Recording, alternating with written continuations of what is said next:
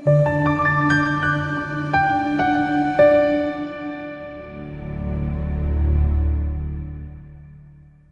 ukubalekile, ungenza ukufanele ukulike nokusubscribe, ungenza ukubalekile futhi ukuthi ube yimember yale channel. Uma uyimember ucontribute at least ngemali engu-100 ngenyanga.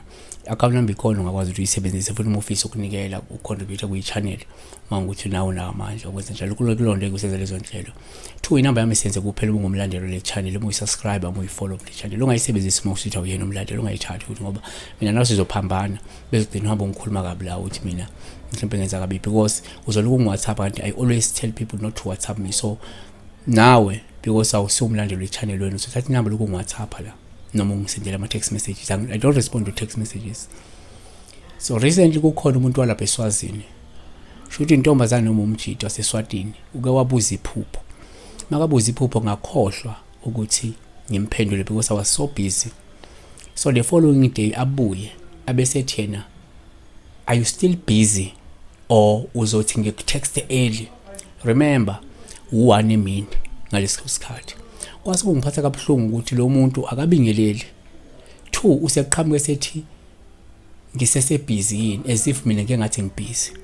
3 uphinde uthi uzothi ngitext early. Remember u1 emini. Angase ngikhulume la ngithi mina umuntu ngithi ungitext early kusemini kungo1. Yabona? So nganza kwethu, I'm always busy. Sometimes ngiyaba busy the whole week. Sometimes ngiyaba busy the 2 weeks. Yabona? Ukuthi kune video oyibona every day ingena ku YouTube channel akusho ukuthi ngisuke ngiyenza ngalo langa lelo. Nginokuhlala phansi ngidedicate isikhathi nosuku la ngenza khona ama video. That is why most of ama videos wabona ukuthi maybe ngigcoka impahla efanayo because futhi ngwenze ngosuku olulodwa. Ngihlala nje ngadedicate mhlawumbe from ekseni ngo7 till ngo7 ebusuku ngenza nje lawo ma video. So that when I get busy, ngiba busy ngezinye izinto eceleni. Angisezi ku YouTube channel. YouTube channel content yakhona ikhona yabona. So please ngaza ukuthi ngiyaba busy nami. Ingakho ngiyintshela abantu ukuthi bengangi-WhatsApp bengangi-text because I know ukuthi angisumuntu active ku WhatsApp, no busy yabona i-call.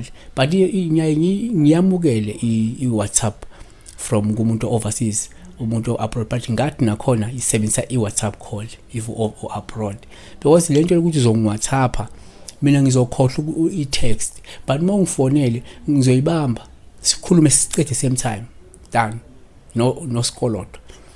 So namhlanje ngifuna sibheke la iphupho elika Sipho Sami Mamthembu 8644. Cha ngifunde kahle. Isipho Sami Mamthembu 8644 uthi ke sawubona phansi, ngicela ukubuza la ukuthi kusho ukuthi iphupho uchamele eglazini.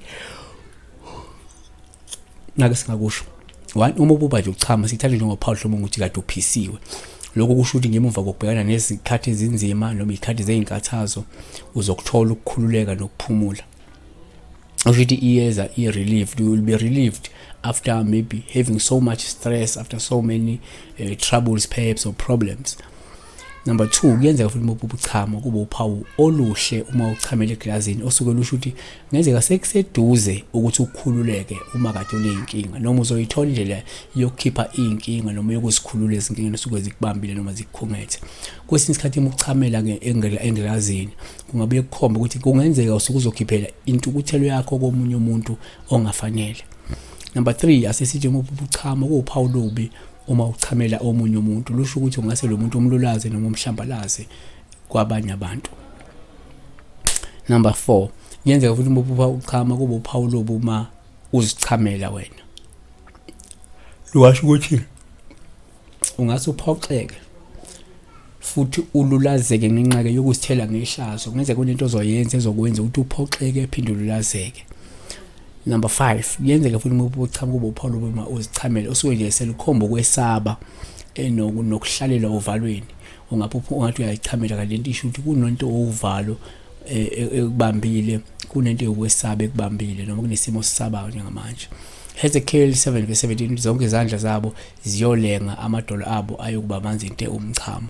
So number 6, uma uphupha futhi umchamo sithanda njengoPaul uma usichamela lungabe nje likhomba ukuthi ngenzeka ugadlwa ngento eyisichitho esibi yezimbangi zakho. Usho ukuthi kuyenzeka ukuthi uma ubuchama kube ukuthi mhlawumbe kunento eyigadlo, kunento eyisichitho ebhekiswe kuwena. Number 7, kuyenzeka futhi uma uphupha uchama sithathe nje uphawu lokuba ukuthi uyayichamela uvuke futhi uchamile.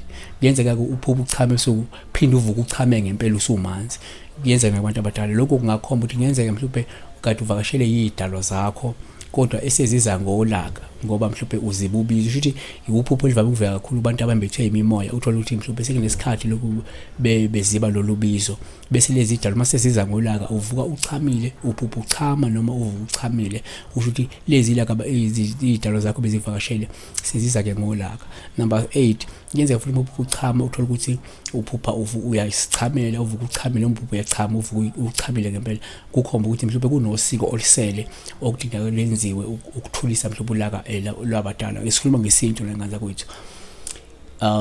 Kungenzeka omunye mhlawumbe kungenzeka avuke echamile ngoba mhlawumbe embethwe imimoya emibi, yisilwane mhlawumbe semhlaselayo, uhlaselwe isilwane futhi naloko kusengakodwa kakhulu uma uvuka uchamile. So kuyenzeka ukuthi umuntu onobizo, lolu bizo lokuyaliziba bese lejalo lizozona noma kunosiko oluyisikweletu kakhulu osuke lifuna ukulungiswa noma ke kunento yesilwane. Kuyenzeka nalapho futhi. Siyabonga kakhulu besibheka la ukuchama lokusichamela, uvuka uchamile lokho sekubekile. uNkulunkulu akakulonde.